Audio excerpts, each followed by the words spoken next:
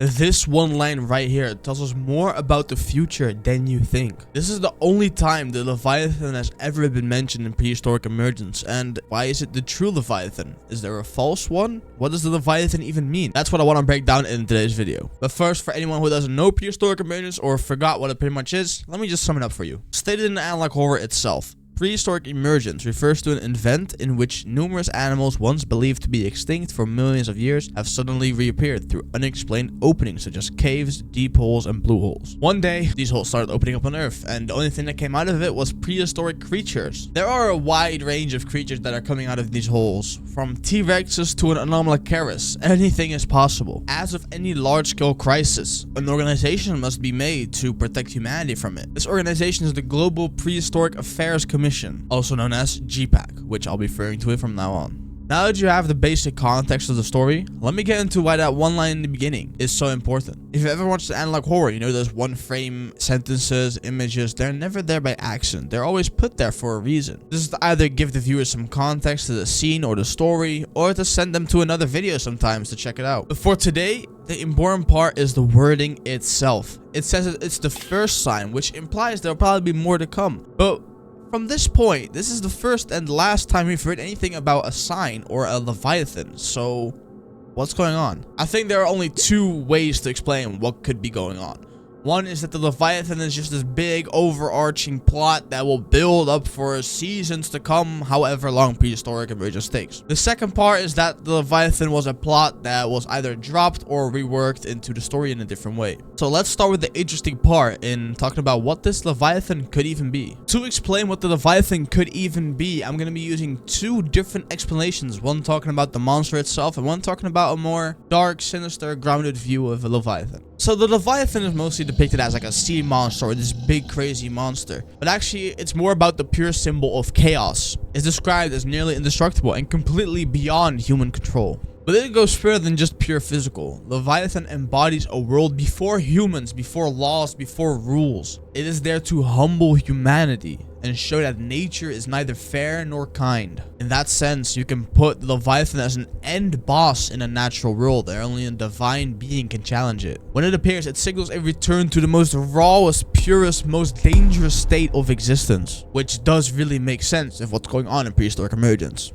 Now, what if we talk about a more, you could say, grounded, realistic view of a Leviathan? In the 17th century, philosopher Thomas Hobbes reused the name of Leviathan to describe something maybe more unsettling: the power of humans to orient themselves into a system stronger than any one of them. Instead of relying on a god, Hobbes argued we built our own one, a mortal god. This organizational form of a Leviathan is a massive system. Laws, surveillance, and control that maintains order through awe and fear. It protects its citizens from each other. But in doing so, it becomes a force beyond anyone's control. While the literal Leviathan embodies the chaos of nature, the organizational version more so embodies the cruelness of humanity. And when you look at an organization like GPAC, it's hard not to wonder if they're less about stopping the chaos and more about becoming the only thing powerful to control it. So whether the Leviathan is just as a physical form, as an organization, or something completely different, what does it mean for the future of Prehistoric Emergence? Since both explanations can be applied, let's go through them one at a time. If we look at the literal Leviathan, the idea that its appearance signals a return to a more dangerous world actually makes a lot of sense. The episode where the original sentence appears is the Season 1 finale, and in the first episode of Season 2, Beasts of the Earth, we are introduced to a T-Rex known as the Daba, which is smarter than any other creature we've encountered so far. Even though it's never directly stated, the evolution of creatures becoming more smarter and more powerful could just be the second sign. A world returning to a state that humbles humanity. A world with no rules, only chaos, where predators once again roam the Earth. This idea is reinforced in the latest episode, The Vessel of Terror, where we can see a pack of Utah raptors hunting the two protagonists in the neighborhood.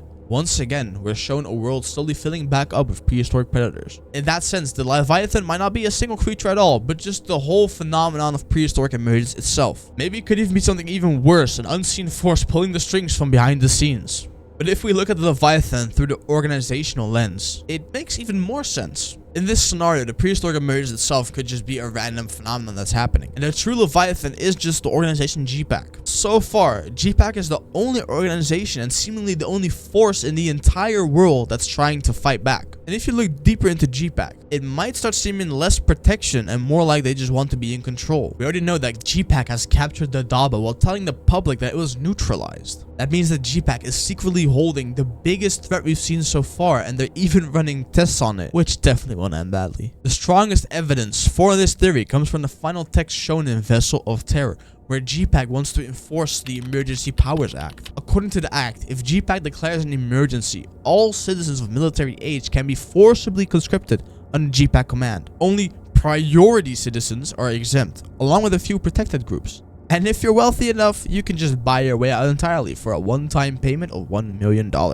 paid directly to GPAC. In other words, GPAC decides when an emergency happens, who is forced to fight, and who gets to stay safe. That's the part that really puts me off. We also learned in Vessel of Terror that one of the reasons 2 GPAC soldiers were sent to Shadow Valley was because Senator Brian Hill had a granddaughter living there and was concerned. That matters because Brian Hill is the same senator who backed crucial legislation that directly benefited GPAC. That tells us something important.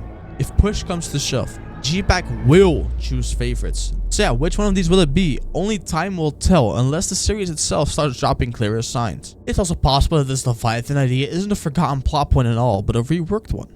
Not because Asian forgot about it, but because the direction of Prehistoric Emergence evolved as the series went on. One thing I do keep coming back to is the season finales. Season 1 finale is where we get the first sign. So it wouldn't be surprising if the season 2 finale introduces a second. There is also a very real chance that Prehistoric Emergence was originally leaning toward a more mythological route, but later shifted into something more grounded. A story of prehistoric creatures' return is already insane, but the horror becomes much more unsettling when the threat isn't a god or a monster pulling the strings.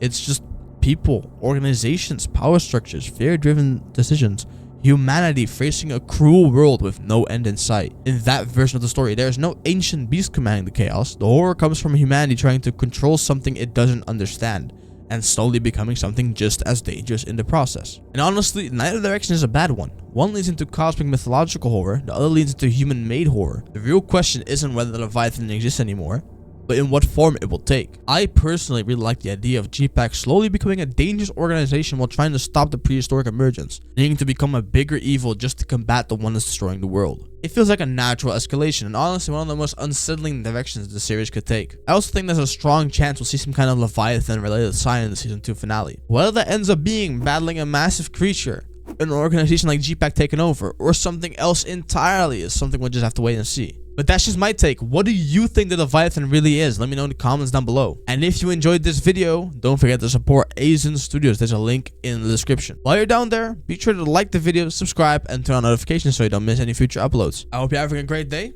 and I'll see you all in the next video. Bye!